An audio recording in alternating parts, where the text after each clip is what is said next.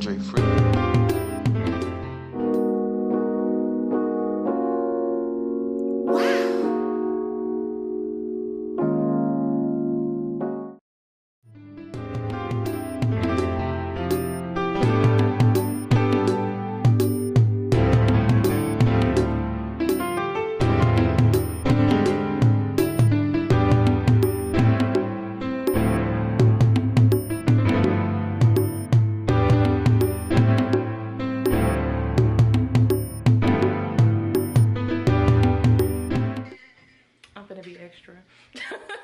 Go ahead and get proper because I'm clearly an artiste, bitch. Okay, I'm ready. But I'm from Florida and living in Atlanta, there's not pretty stuff like this. So I'm gonna make it for myself. Y'all know how I feel. If I ain't got it, I'm gonna make it. So I'm gonna add a little bit of this yellow in there just for a pop of color.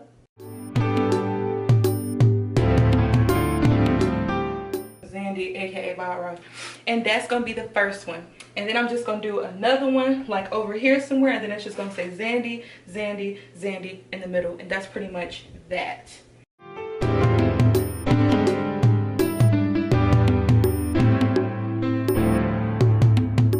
Okay, leave that like that, right? I like stuff like this because it doesn't have to be perfect for it to look really pretty. And sometimes I be obsessed with making stuff perfect, if you can't tell. And it's a problem, but it's not a problem. Some people don't care about nothing.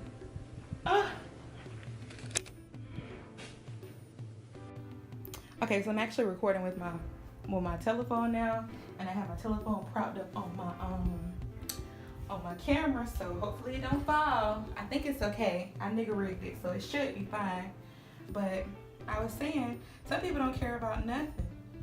But what I really wanted to kind of talk about a little bit is kind of like a little commercial in between the vlog, because I'm trying to get better at the vlogging situation and show more of like my life and whatnot, and what I be doing, because I don't just sit up in the house being magnificent all the time. Sometimes I'm regular, as regular could be. But this morning I was sitting here doing a monologue because I talk to myself a lot.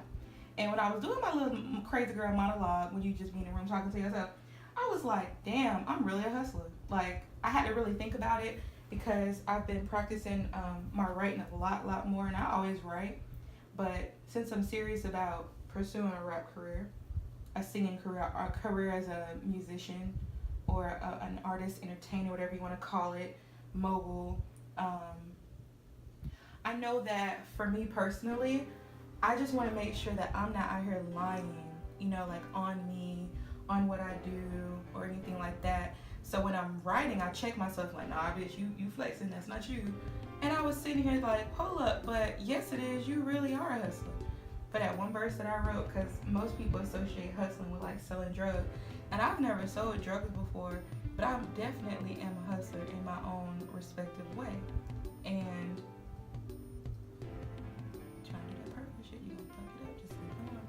And I thought about when I was a little girl and my mom, well, my grandma had gave me $20, I think it was, and as soon as my grandma put that $20 in my bill, that $20 bill in my hand, it's like something clicked, and I was like, okay, so I want to make money. And when I was a little girl, I was like 12, and I was trying to get a job, and my mom was like, girl, take your butt up there to Publix and get a job. But Publix wouldn't hire me because I think at that time you had to be like 13 or something. And they wouldn't even let me bag groceries. And I wanted to, you know, work at Publix, but they wouldn't let me. And my mama thought that I was joking. She was like, girl, you can't go get no job. She said that because I had called this Chinese food place, and I was looking through the phone book trying to find a job, y'all. I was so dead ass serious. And I was looking through the phone book trying to find a job. And I was like, yeah, I'm 12 years old. I can do anything. I could clean up. I could do this. I could do that. I didn't even really know about selling yourself, but here I am, little old me, selling myself, trying to get this check. And my mom hung up the phone and was like, get off that phone. You swear you want to be grown? And I was like, it's not that I want to be grown, but I want to do stuff. I want to do these things. And you keep saying we can't because I don't have no money. So I was like, if I I can't do it because I ain't got no money. Well, let me go get the money then so I can go do it. And she was like, Alexandra, what is it that you want to do? I said, I want to do the cheerleading. I want to do the cheerleading stuff. And it was like $40 a week or something like that. And she was paying for it, but then one point she told me, she said, you know what, I'm not going to be paying for your cheerleading. If you want to go, you better get the money on your own. I said, bet. I said, bet. As bet as you could say bet back in the day, I said, bet. And what I did was, I had my cousin Cholea with me, because you always need a team. Eventually I'll get one too if I can just find a team who's solid, because I done tried, but everybody not solid like they said they be. They're really not. And okay, it's time for me to do the thing, because this look good enough to me. What y'all think? I think it look pretty. I love this. I'm gonna add a couple more of the dark ones in there too. This is so pretty. I just love stuff like this. It just makes me so happy. But I was like, Cholea, you want to help me make some money? And she was like, yeah, because we had a couple of hustles. So before, what we was doing was my mom was dating this dude who worked at the Frito-Lay factory in Orlando. So he would give us a big old box of chips at home. We took them things to school and we started selling them. And since we had bigger bags than the one at the cafeteria, we was selling them for cheaper, for just a little bit cheaper than the ones in the cafeteria. And the cafeteria had the little small bag. So we was like close to their price, but we had more chips. So that's when I learned about how to price competitively from selling chips. Then I was like, okay, we need to make some more money, because he stopped bringing, for some reason he stopped bringing the chips, okay? I don't know why, maybe we were selling too much, but he stopped bringing the chips. Or something happened, I can't remember, but I just remember we wasn't getting the chips as much. So I was like, damn, we need to make some more money. And this is before I had started doing breaks in the back of the classroom for money. That wasn't until a couple months after this happened. So I was like, okay, so what else can we do? I was like, Cholea, I know. You notice how people don't like to take their trash to the dumpster? She was like, yeah. I was like, let's take out their trash. And I said, okay, I came up with a business plan. And I was like 13 years old, came up with a business plan. I was like, okay, so what we're gonna do is, we're gonna go door to door and we're gonna ask them if they got any trash, right? And if they got the little bag, we're gonna charge them $1. If they got the big bag, we're gonna charge them $2 or $3, but each bag is that price. She said, okay, you think it can work? I said, hell yeah, it's gonna work. So we started taking out the trash in the neighborhood. Who was making money? Who was making money? Who was making money? My mama was like, where are you getting all this money from? What are you doing out here going to people's house? You don't know these people, Alexandra. They could be crazy. I was like, Mama, they live here. They're not crazy. We're just trying to make this money. So we're just trying to make this money. And I said $1. That was my first initial price for everything, because to me, in my mind, $1, people don't mind giving $1 away. They'll give it away real fast, right? They'll give you $1 real quick because it's so small to them. But it didn't take much for me to color that. So it was the easiest dollars. Those checking out the trash and stuff was the easiest dollars I ever made. So what me and Cholea would do is when we would go to those buildings and back to the apartment thing, we would take turns on who's gonna go upstairs, who's gonna go downstairs. We were both sharing the work equally, and we would split the money equally. We split everything down the middle. And some days I did it because Cholea didn't want to, and I was making the money by myself. Okay, so I'm gonna let this dry. What time is it? I'm gonna be working until 1 o'clock, y'all. And it's only 10:43. I just love this. My life is so. You ever just been grateful for the life you live in? Like, I'm living the dream. I do whatever I want, bro.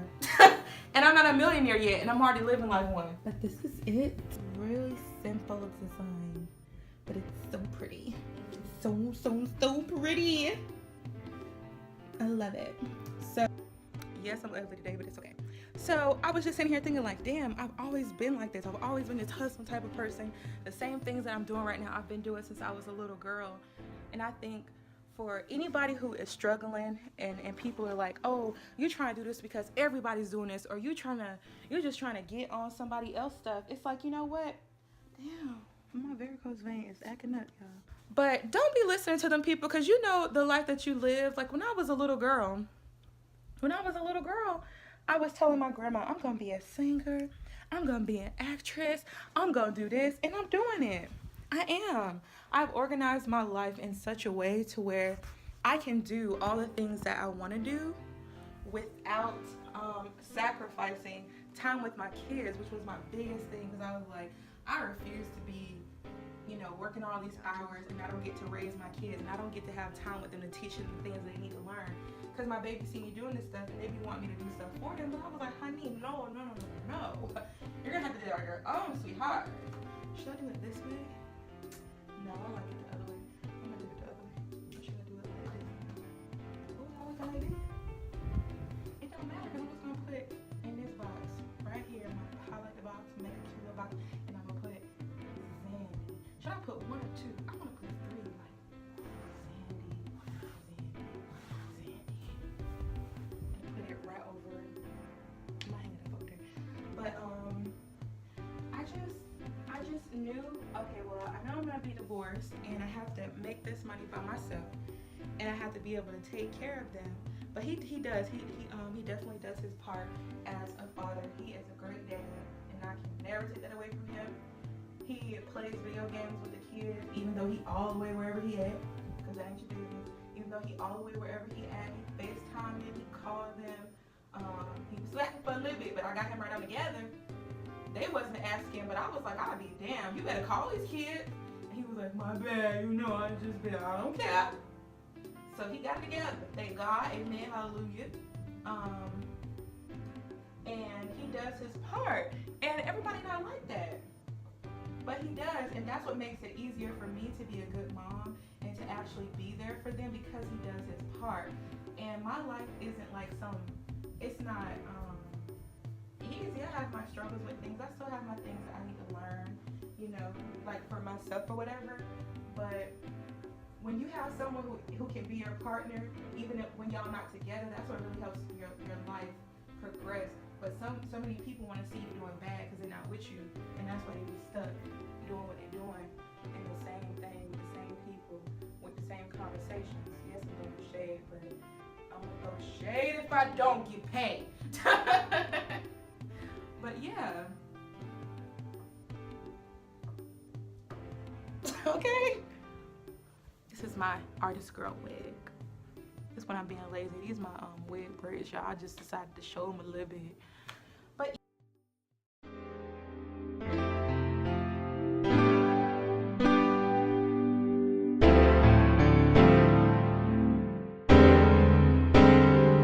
DeAndre Free.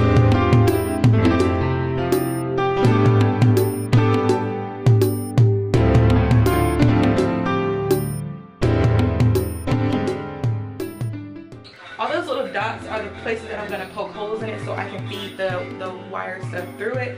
And I'm gonna go around the border here.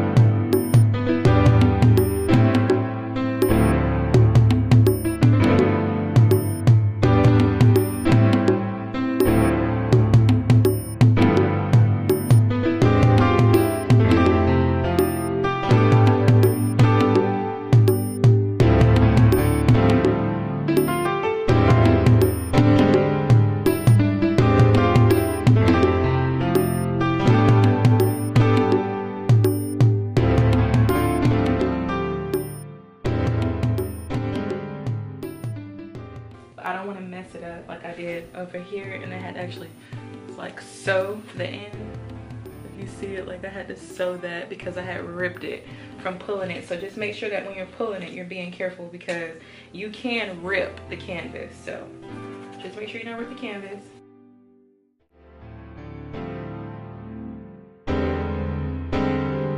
DeAndre Free.